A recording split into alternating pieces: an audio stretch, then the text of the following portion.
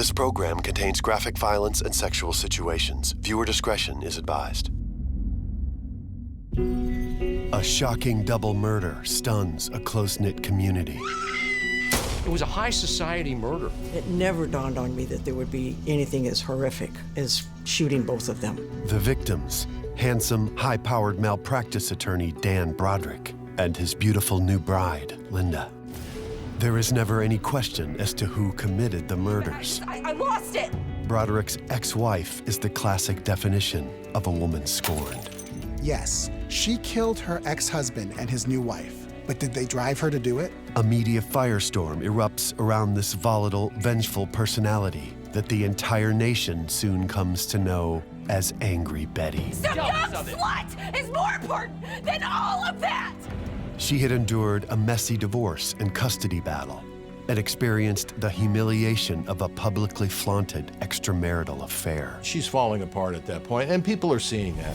Was this horrific crime the result of a wife losing control after her husband leaves her for a younger, prettier woman? I know you're in there! Or is she the victim of an ex-husband hell-bent on inflicting torment and destroying her life? She still thinks today that they deserve to die. It's a question more than one jury would ultimately have to decide. I really think you're overreacting right now, okay? Oh, really? Meet Betty Broderick. He just made me so mad! Just a high society soccer mom with anger issues. You're making me mad. I'll kill you. Until murder made her famous.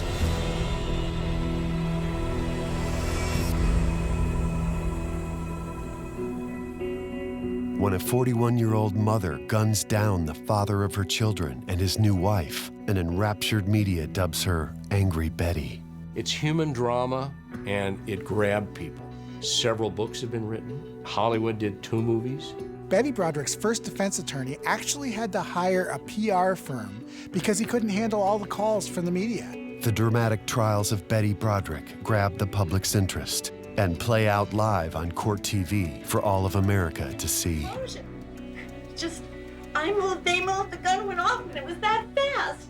As details unfold, Angry Betty's story sparks an uprising of women who rally to support a mother of 4, left by her cheating ex-husband for a younger model. You have the faithful housewife, and then you have the handsome, rich lawyer and his new younger model, is what Betty liked to call her. And a lot of women across the country wondered, hey, could this happen to me? Could my marriage fall apart like this? Their story begins happily in 1965. Dan Broderick was finishing up his undergrad at Notre Dame, and Betty was a freshman in college in New York, but she traveled to Indiana with some friends to see the USC Notre Dame game. Can I borrow this real quick? Sure, it's my napkin.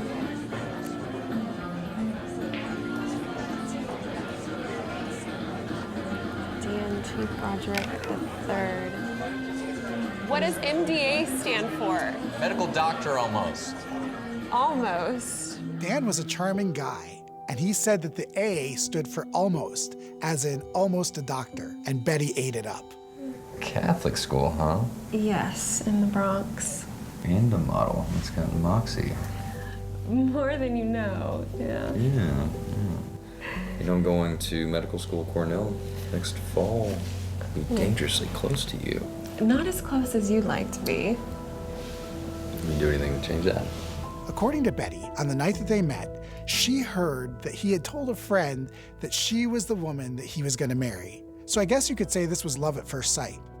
After Dan graduates from Notre Dame, he heads east to Betty's territory, New York City, to attend Cornell Medical School. Both from large, affluent Catholic families, Betty and Dan appear to have much in common. She grew up expecting to marry this knight in shining armor, and I think that that's what she thought she was getting with Dan Broderick. Dan and Betty were very similar in the fact that they both had big dreams for their future, and status was very important to them both.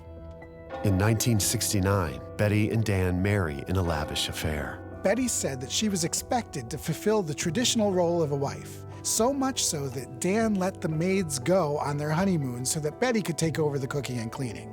Betty's family had maids while she was growing up, so this wasn't the life that she ever expected. Things are quite different when Betty finds herself living in Dan's dorm and the reality of their financial situation sets in. Okay. It's temporary. It has to be. This is the almost part. Oh, okay. This, Dan, is a long way from almost. Dan, stop. These weren't the accommodations that Betty was used to, but she was willing to weather that storm. Partially because she loved her husband, but she probably also thought this was a temporary sacrifice for greater good in the future. Bets, as Dan calls her, begins working as a teacher to support the couple financially and allow Dan to focus all his time on getting his degree. Then, in the spring of 1969, Betty finds out she is going to be a mother. This is incredible. But I mean, look at this place. I mean, look at her life. Betty, this is all temporary. They were young and struggling, and they were having their problems, but Betty said that their pregnancy actually kept them together during this difficult time. We're gonna have a baby. We're gonna have a baby. I promise I won't ever let you down. Okay? Okay.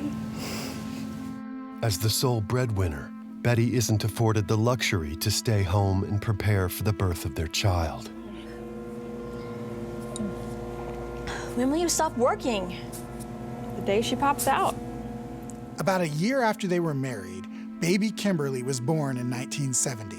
But they were so broke that Kimberly spent the first months of her life sleeping in a dresser drawer. With Dan still in school and a newborn at home, Betty's stress level begins to reach its tipping point. Dan, this isn't going to work. What? It's all temporary. I mean, we can't keep living like this, and hey, I refuse to raise my daughter in a dresser. Bets, I know I'm trying. Well, try harder, okay? I feel like I'm the only one working for this family. Here you have a couple of newlyweds who are living in a dorm room with a baby. You'd think it couldn't get any more stressful, but it did. Life soon takes another twist when Dan makes an announcement. I think I want to go to law school. What?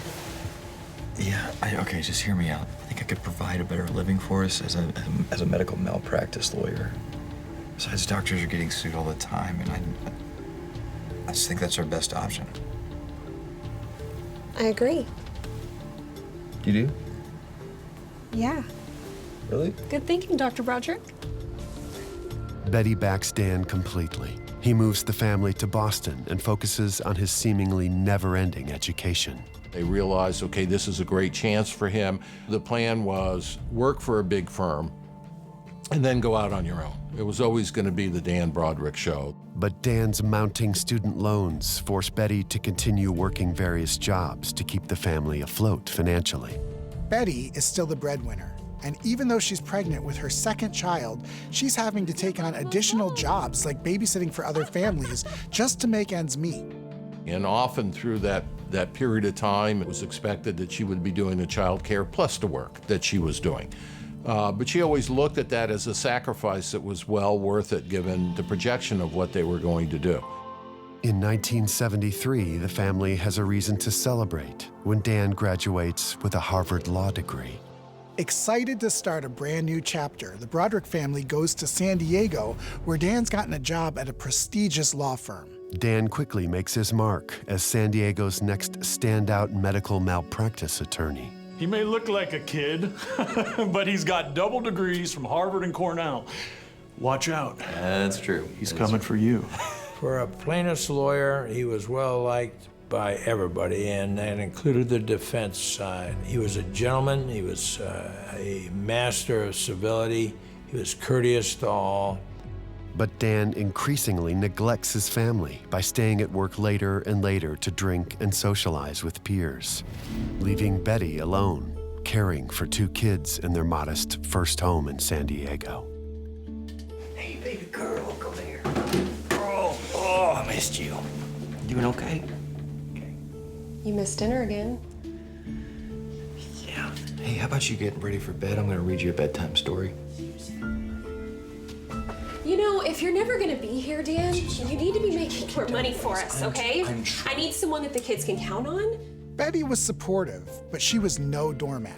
Dan was gone a lot, and Betty had her limits. He would be out or he would be drinking. There was disinterest in the kids and what was going on. You know, he's excited about his new life, but he's also anchored by a family. In the mid-70s, the couple managed to buy an upscale home in the wealthy town of Baja La Jolla. Betty dyes her hair platinum blonde and fits comfortably into the role of California's soccer mom. Kim, kick your shoes, please. Hey there. Will we see you at the club? I deserve a rematch. Of course, I'm always ready for a match. I'll see you on the court. All right. Betty embraced her role as a soccer mom, so much that her license plate read, "Load 'em up." She was a consummate mother. She really was good with her kids, and she loved being a mom. On the outside, Betty and Dan enjoy an affluent lifestyle that they've worked hard to achieve. The La Jolla house was the ultimate status symbol, and everything was falling into place for this couple. But behind closed doors, simmering marital problems continued to bubble to the surface. After very demanding trials that he would be in, he'd want to go out and celebrate, and, you know, he didn't come home for dinner, and it's kind of hard to fix dinner for 4 kids and a husband and then not have him come home. There was problems. Besides the trappings of success, she wanted a warm relationship between them. Seriously. Even with counseling, the couple's arguing increases and becomes more volatile. I supported you. Wow. Oh, yeah. I made you, Who supports Dan. who now? I made. No one supports Did you buy me. this house? I do everything for you. You don't appreciate it. The marriage of Dan and Betty Broderick is not the storybook life they once imagined. How I sound? Yes, I am.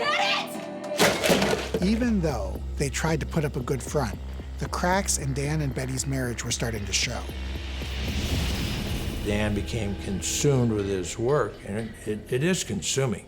Betty was really conflicted between Dan's ambitions and goals to be a successful lawyer and at the same time being a complete family man, father, husband. Betty would plan vacation trips. She'd take him skiing in Colorado, and Dan backed out always at the last minute on things that she had planned for the family. And that was really hard for her to take because she wanted him to be as good a dad as she was as a mother. Betty has supported Dan's education and career, but his unwillingness to make time for her and the children brings her to her breaking point. Are you kidding me? Wait! Are you kidding me? When you shatter something, it's not just the last hit, it's the 15 hits before that that weaken it up and weaken it up and weaken it up, and then it's that last hammer blow that finally makes it so that you fall apart. And it happened in a way that really destroyed her life.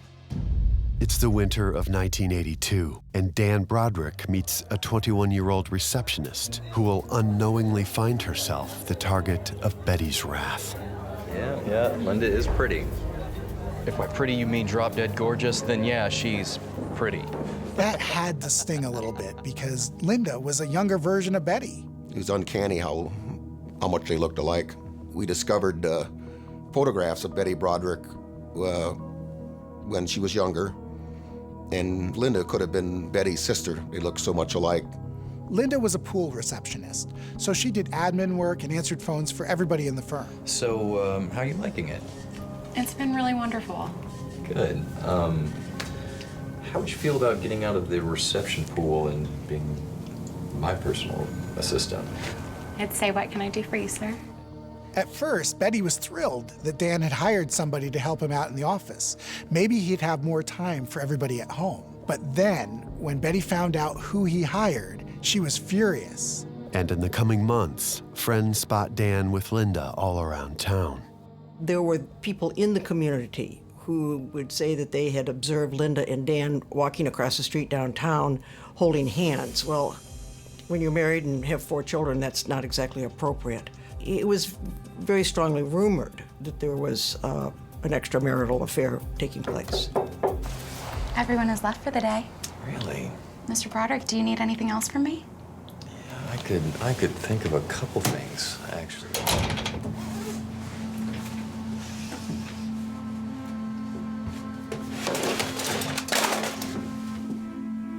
Betty knows in her gut that something is wrong.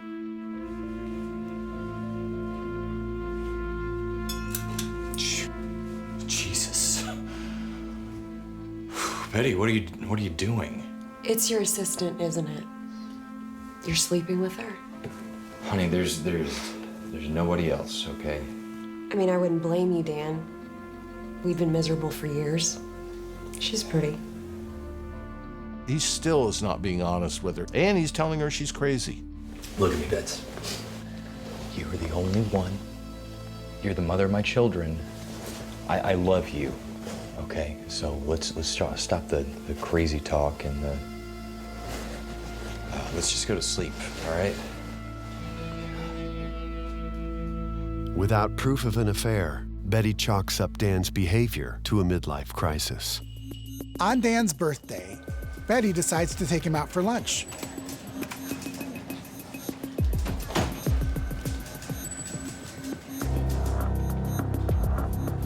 Betty finds clues in the office that only fuel her suspicions. Where is my husband, Dan Broderick? Mr. Broderick is gone for the day. Where did he go? I'm not sure. But Linda, his assistant, went with him.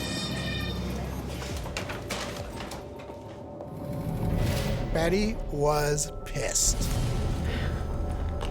Where have you been? I've had drinks with the boys from the office for my birthday. What's going on? Since lunch? What? Yeah, I came down to surprise you at the office, and your receptionist said that you were out to lunch with Linda. Is that who you were celebrating with tonight, Dan? Drinks for my birthday, you know? That's... You know what, Dan? I work myself to the bone. You know, raising our kids. Right. Keeping a house. Paying for you to become Mr. Dan Broderick. Okay. I mean... Right, okay. I really think you're overreacting right now, okay? Oh, really? Betty, just a little bit, You know, okay? am I? Listen to me. Am I really? Yeah. What are you doing? You know what? I guess Linda deserves that attention, right? Not me. Not the woman who's given the best years of her life to you. Craziest thing you have ever done. Some young slut is more important than all of that. Just get out, Dan. Get out? That is my house. You know that? If you want to leave, great. Leave. After this, I could... Oh, my God. But Betty can't bring herself to leave Dan. I don't think Betty really wanted a divorce. I think she wanted life to be different, and it did not include a divorce.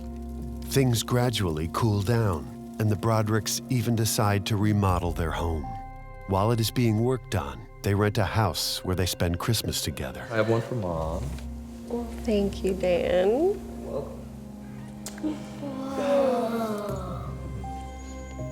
Really, Dan? You get me the ring that I don't ask for? I sent you the ring that I wanted, and this is what you give me. They were overreactions to the smallest thing. But it's Christmas, it's a family holiday, and you make it about you.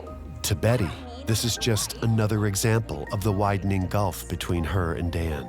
She could not accept that she was not in charge and controlling him, and just went off into her own world. And that's where she's always remained. Dan packs his bags and goes to the Coral Reef house, which is in the middle of being repaired. You know what? Fine, Dan. You know what? Just go. Just leave. We don't even need you anyway. Just go! He confided in me and told me that he and his wife were separated, and he was seeing Linda. Once again, the kids get caught in the crossfire. Betty begins dropping off the kids one by one on his doorstep. Do I have to go? I don't think he's home. Yes, I'm sorry, sweetie, but your dad has to watch you. At one point in time, she brings the kids and dumps them off on Dan. Not because she wants to dump the kids, those are her whole life. It's because she feels that Dan is going to understand the responsibility and how hard it is and what she does. Because he feels, okay, you have to love the children and you're just not going to let them go. It turns out to be a critical mistake. Once again, Betty Broderick has misread her man. He keeps the kids, and she doesn't get custody of them back. Then, in the fall of 1985, After 16 years of marriage, Dan files for divorce. I believe he stuck with her because of the children. I mean, ultimately, it just got to the point where his life was so miserable, he had to get out. Dan makes it official in front of the who's who of San Diego. Mrs. Betty Broderick? Yes? My goodness, lady. Betty is served divorce papers in the most humiliating way possible for a socialite, while she's having lunch out with her socialite friends. There's women lawyers, the judges' wives, at a social function, and she is served with the divorce papers. Betty is convinced that Dan deliberately serves her with divorce papers in public. She had always heard from Dan when he talked about the system. He would regale on the things he would do to win cases, and a lawsuit was war. And if you could psychologically destroy the other side, you won the case. And that's how we viewed it, and that's how she always thought that was great. But then all of a sudden she saw the guns turned on her. Broderick versus Broderick plays out publicly in a barrage of paperwork and court dates. He would send requests for subpoena, make her appear in court. They would have a hearing scheduled, and Betty's lawyer lived in Los Angeles. So he would drive 3 hours down, and only to find that the hearing had been canceled. So he would drive 3 hours back to Los Angeles, which was all billable time. And I think it really wore Betty down. I think she got to the point where she just couldn't cope with one more hurdle that he could put up in front of her. She felt a victim of the legal system in San Diego, that everybody was Dan's buddy and they were ganging up on her. Dan drags out the court proceedings, slowing Betty's access to her children and what she deems her fair share of his 7-figure income. In addition, he forces her to settle for a smaller monthly allowance. Dan had always controlled all the books, and what's more, he was even controlling them now that they were separated. You know, that was another way that he would manipulate her. Meanwhile, Dan maintains full custody of their 4 children and buys a new home, while Betty is forced to live in a rental. Betty shows up unannounced at Dan's house to see the kids. And on the kitchen counter, there's a cream pie, and she thinks that's Linda's touch. And although no match for Dan legally, Betty knows how to play hardball.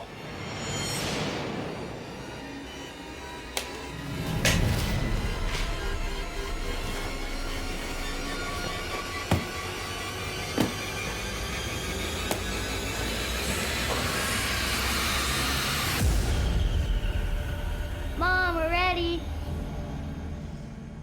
Coming, sweetie. Incensed by Betty's actions, Linda pushes Dan to fight back by getting a restraining order. It's not gonna stop her. But if you don't, the police will have no leverage to help her. Betty was livid when she found out about the restraining order. She refused to stay off the property, and things got even worse. A restraining order? Really, Dan? I know you're in there! Open up, Dan! Really? Open up! Come on, Dan! You can't restrain me, you lying, cheating bastard! By 1986, Dan and Betty agree to sell their family home, but Betty won't agree to Dan's sale price. Betty moves to a new place, so she and Dan argue over how they're gonna sell the family home. Dan finally convinces a judge that Betty's being unreasonable, and that way he's able to sell the house out from under Betty without her consent. Betty is furious about the sale. Dad, what was that? Stay here.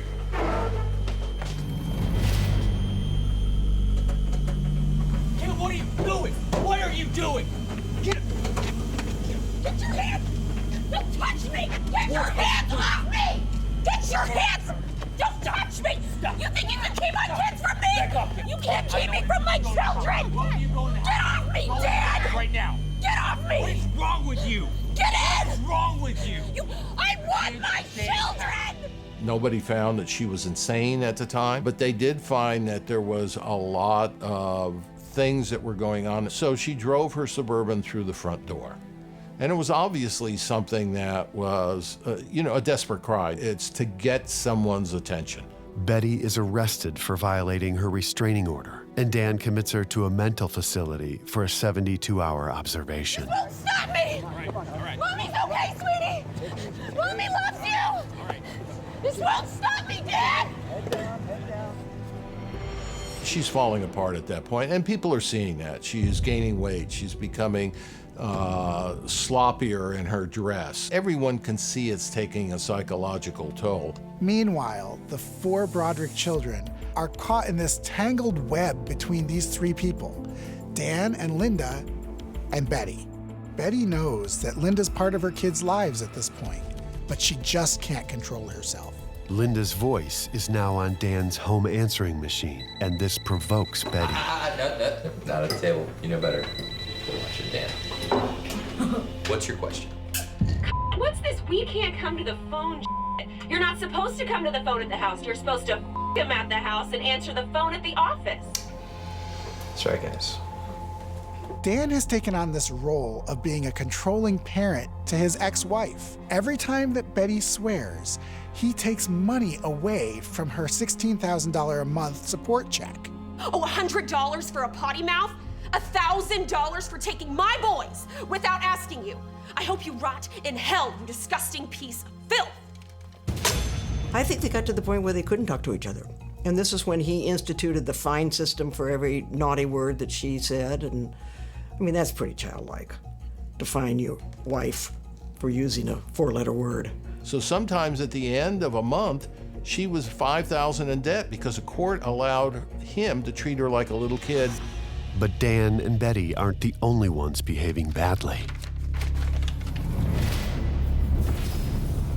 Betty believes that Linda has left her a package that includes weight loss products and wrinkle cream ads with a note that says, "Eat your heart out, bitch." Betty's life is in turmoil, and Dan, the man she supported for years, is making it very clear that he is moving on. So, I might do something really embarrassing right now. Won't you forgive me if I do? What? Yeah? Be right back. What are you doing? Ladies and gentlemen, I have the pleasure of being with the prettiest girl in the bar right now. And I think I found my soulmate. So I would like to take this opportunity to ask this lovely lady to marry me.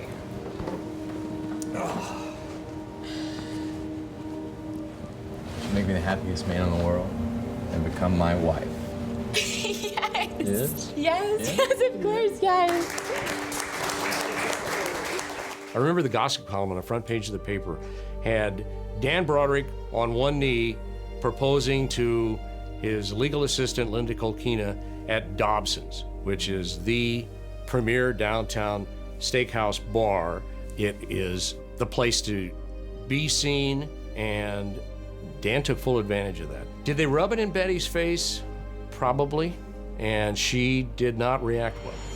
Months later, Betty and Dan finalized their divorce in early 1989 after an almost 4-year battle. Betty goes through a stream of lawyers before finally representing herself, and she comes out the losing party. Of all their property, and there was millions of dollars of property, Betty basically got nothing and Dan got all the rest. The final blow of the divorce, Betty loses custody of her own children and only has visitation rights. The Papa Bear took the cub away from the mother, and you don't come between a mother bear and their cubs. Their marriage is officially over, just short of their 20th anniversary. A defeated Betty searches for some semblance of control, and in March, she finds it at a gun shop. She bought the gun, for some protection, that she had felt that Linda had broken into the house. What kind of bullets do the most damage to a person? I'll show you. And then she took the gun to our police pistol range. She signed up at our range under an assumed name, and we actually taught her how to shoot. Betty's anger over the divorce escalates into her leaving death threats on Dan's answering machine. Stopped going long enough to return my call. I left messages on the machine, with the maid, with the secretary. I have very important things to ask you. You're making me mad. I'll kill you. Friends fear for Dan and Linda's safety when the couple marries on April 22nd, 1989. There was a lot of security, and people were concerned because they'd heard her threats that she was going to kill him. And she did. I mean, verbally made a threat that she would kill him. He got married at his house on a lawn, so they talked him into wearing a bulletproof vest during the wedding. Dan's friends are on guard throughout the ceremony. Dan and Linda marry without incident and begin making plans to start a family. Meanwhile, Betty is focused on getting custody of her children back, but that day never comes. November 5th, 1989. Betty Broderick is up before dawn. She's been decimated by the divorce, but now threatening custody papers sent by Dan's attorney push her to the tipping point. To Betty, this is yet another form of intimidation on the part of Dan. She's expecting the children back. That's all she wants.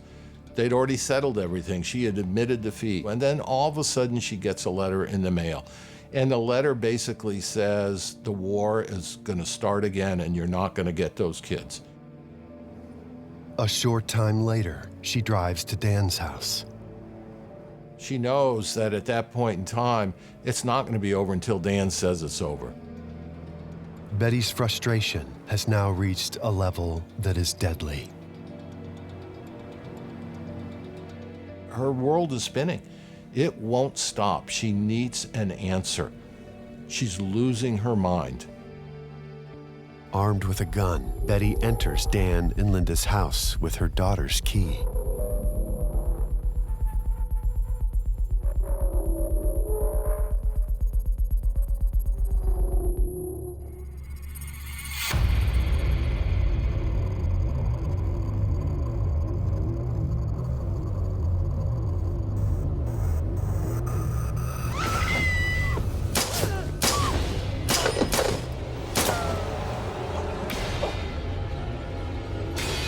Betty took the phone away from him and started hitting him on his hand. And then she ripped the phone out of the wall. We found out later from the medical examiner that he probably lived about 20 minutes.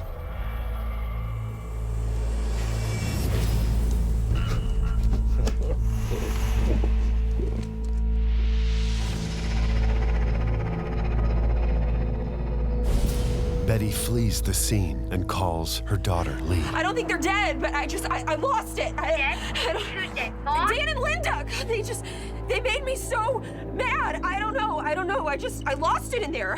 I need your help. Mom, come home. When word spreads about the shooting, concerned friends rush to Dan and Linda's home, where they discover the unimaginable.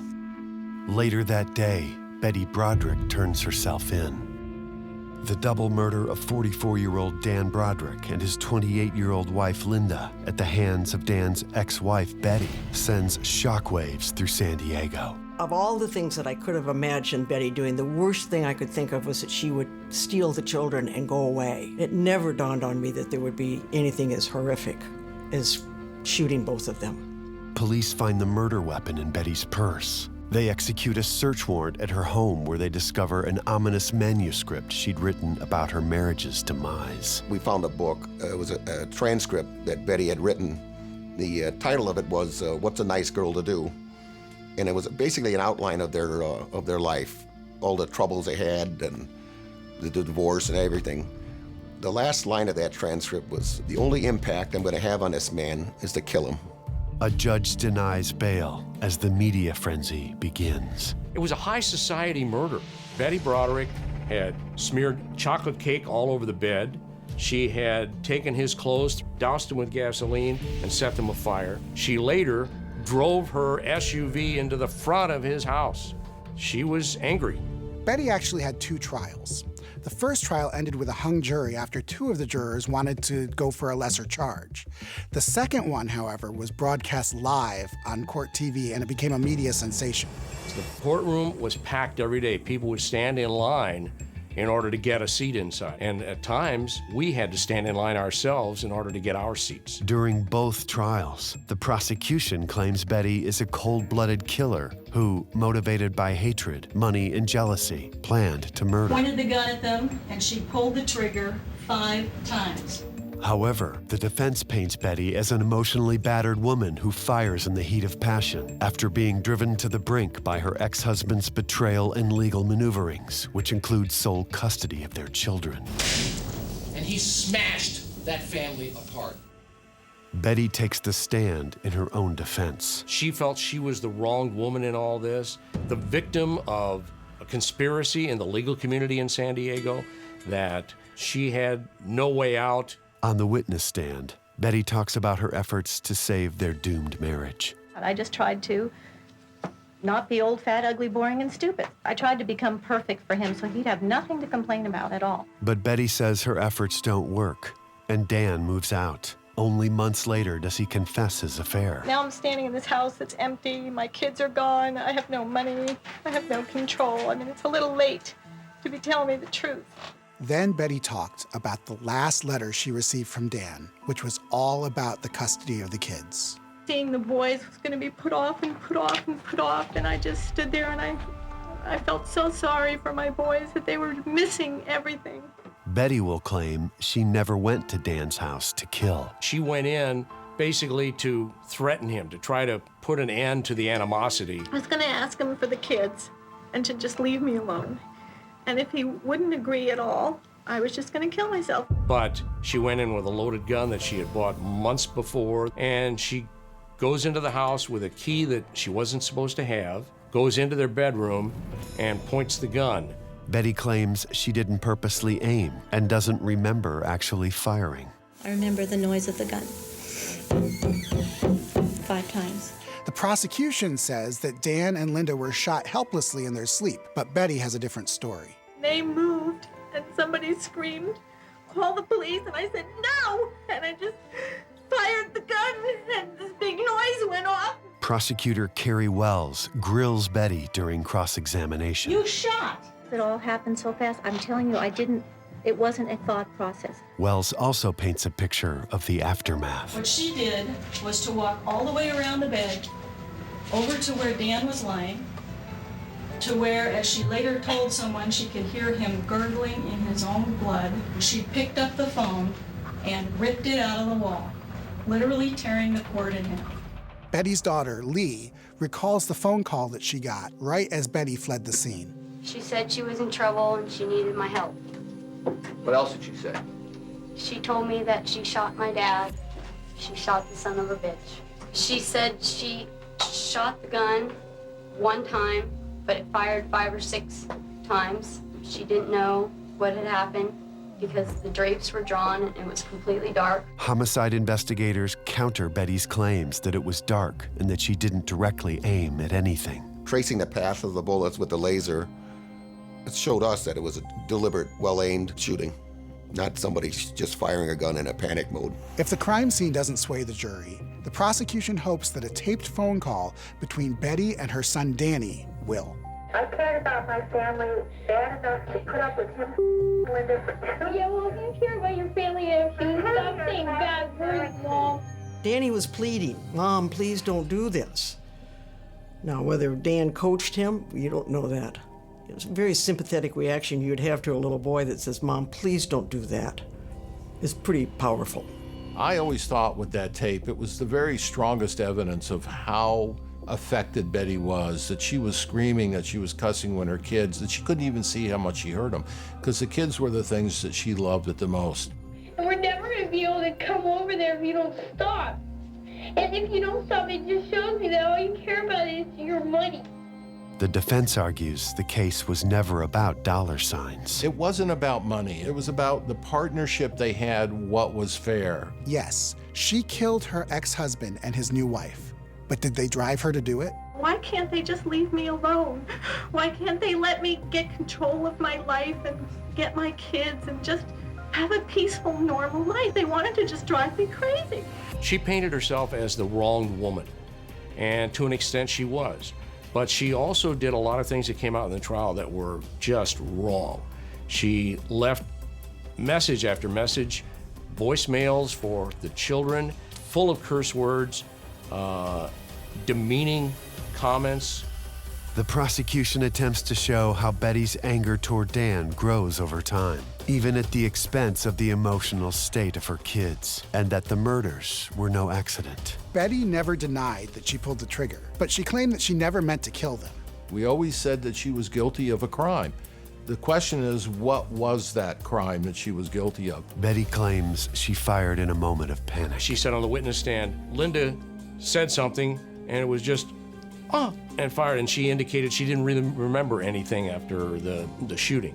I mean, it just was an explosion. Just, I moved, they moved, the gun went off, and it was that fast. Homicide detectives differ with the defense's claim Betty had gone there to talk or to kill herself. He abused me, and I went there to kill myself. That doesn't jive with the facts. The facts are, you learn how to shoot, you write a book saying that you're gonna kill these people, and then you do it. The prosecution will call on Betty's oldest daughter, Kim. Then she said that one of us had to go, it was one or the other. You know, I had to do it. After an almost 2-month trial, jurors reach a verdict. We, the jury, in the above entitled cause, find the defendant, Elizabeth Ann Broderick, guilty of the crime of murder. The judge throws the book at her. She gets sentenced to 2 consecutive terms of 15 years to life, plus an additional 2 years for the use of a firearm. Betty doesn't react when the judge gives her the maximum penalty for each murder. The question was, did you believe Betty or not? Did you believe the evidence that was there? So I think both juries accepted the facts of how the shooting happened. None of them bought the theory that it was a first-degree murder, that they were shot in their sleep, that she went over there to kill him. Today, more than 2 decades later, Betty Broderick sits behind bars in a California women's prison. She still thinks today that she didn't do anything wrong, that they deserve to die, because she said they harmed her in such a way that they deserve to be murdered. Really, the killing of Linda and Dan, in my mind, was the end result of her frustration that she couldn't control them anymore, and if she couldn't control them, then she was going to eliminate them. And that's what she did. Angry Betty's double homicide continues to gain media attention, inspiring 2 TV movies within a year of her conviction.